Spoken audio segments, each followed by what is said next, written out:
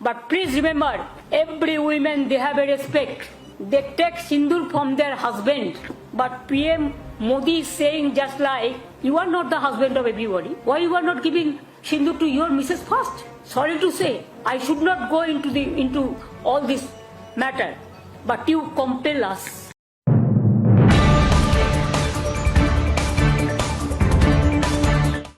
नमस्कार, मैं हूं गौरव सिंह, हाजिर हूं आपके कुछ खास राजनीतिक मुद्दे पर चर्चा करने के लिए। और अब बात घर घर सिंदूर पहुंचाने की। ऑपरेशन सिंदूर की सफलता के बाद मोदी सरकार ने घर घर सिंदूर पहुंचाने की जो बात कही जा रही थी, दरअसल वो बात ही फेक न्यूज निकली है। आपको आश्चर्य हो रहा होगा कि शायद ये जो खबर जो चर्चा में सरेआम चल रही थी, इसके बारे में भाजपा आईटी सेल की ओर से सफाई दी गई है और 30 मई को ही स्पष्ट रूप से कहा गया है कि यह जो खबर प्रसारित की गई थी, यह पूरी तरह से बेसलेस है। अब दैनिक भास्कर ने आज के अंक में, मतलब 31 मई के अंक में फ्रंट पेज पे ही इस खबर को छापा है और अपने पहले वाले खबर को असत्य करार दिया है। दूसरी ओर इस मुद्दे पर देश भर में मंथन शुरू हो गया था, चर्चा शुरू हो गया था और सबसे ज्यादा इसका विरोध पश्चिम बंगाल की मुख्यमंत्री ममता बनर्जी ने किया था। ममता बनर्जी ने तो साफ तौर पे ऑपरेशन सिंदूर के सफलता को लेकर जिस प्रकार से भाजपा राजनीति कर रही है, उसकी आलोचना ही नहीं किया, बल्कि घर घर सिंदूर पहुंचाने की बात को वो पूरी तरह से भारतीय नारी के विरुद्ध बताया। उन्होंने कहा कि शादीशुदा महिलाएं सिर्फ अपने पति से ही सिंदूर लेना पसंद करती हैं, फिर किसी गैर मर्द से कोई शादीशुदा महिला, सुहागिन महिला सिंदूर क्यों लेगी। और इसी आलोचना के बाद भाजपा की ओर से भी अब क्लियर कर दिया गया है कि उसका कोई इरादा है ही नहीं।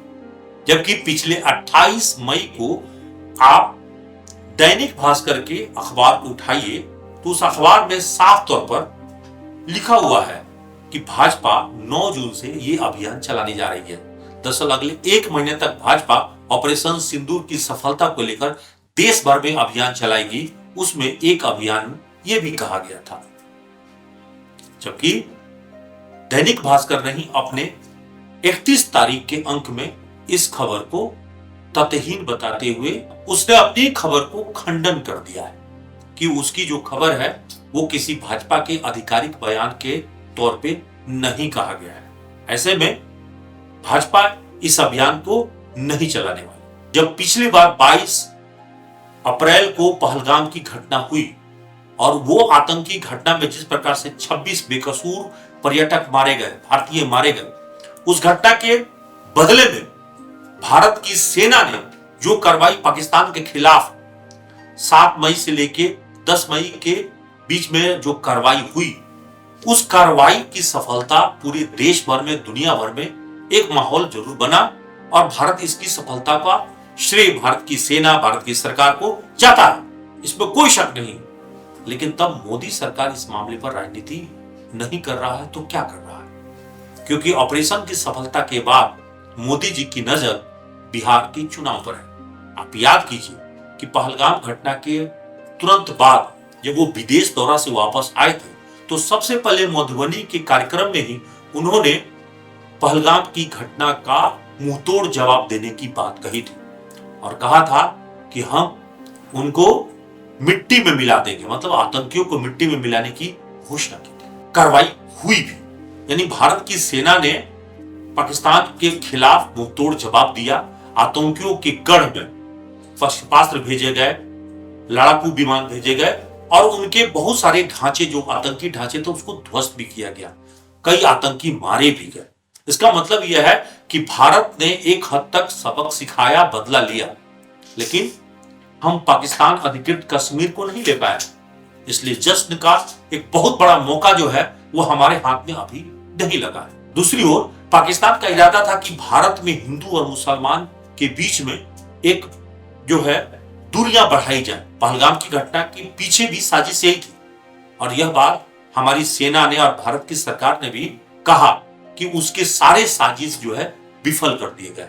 कि ऑपरेशन सिंदूर की सफलता अगर भारत की सेना का है तो सरकार इस मामले को लेकर जश्न क्यों मना रही है और इस पूरे मामले को लेकर बिहार के चुनाव से क्यों जोड़कर देखा जा रहा है। इसीलिए कि प्रधानमंत्री एक बार फिर से पटना में पहुंचकर और उन्होंने कार्यक्रम, चूंकि ठीक है सरकारी कार्यक्रम वहां रखे गए थे और एयरपोर्ट से लेकर बीजेपी कार्यालय तक जिस प्रकार से बीजेपी की ओर से रोड शो आयोजित किया गया, प्रधानमंत्री उस रोड शो में शामिल हुए हैं, इससे साफ जाहिर होता है कि ये राजनीति ही की जा रही है। क्योंकि 9 जून को प्रधानमंत्री मोदी के तीसरे कार्यकाल की वर्षी है और इसीलिए 9 जून से ये एक शुरुआत की गई है कि भाजपा अपने तमाम सांसद, विधायक, तमाम उसके पार्टी के पदाधिकारी लोगों के बीच जाएंगे और ऑपरेशन सिंदूर की सफलता की कहानी बताएंगे।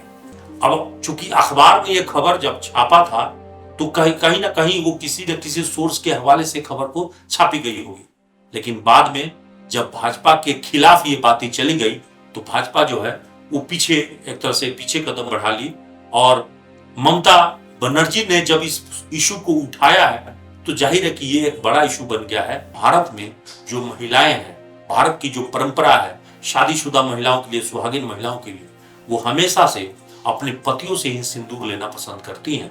किसी और अन्य पुरुष के दिया हुआ सिंदूर वो नहीं लेती। बनस्पत अगर वो सिंदूर किसी ईश्वर को चढ़ाया हुआ हो या किसी देवी देवता या मंदिर से लाया गया हो सिंदूर तो उसको लोग जरूर स्वीकार करते हैं, लेकिन किसी पार्टी के द्वारा लाया हुआ सिंदूर, किसी नेता के द्वारा भेजा हुआ सिंदूर को हमारे देश की महिलाएं कतई स्वीकार नहीं करेंगी।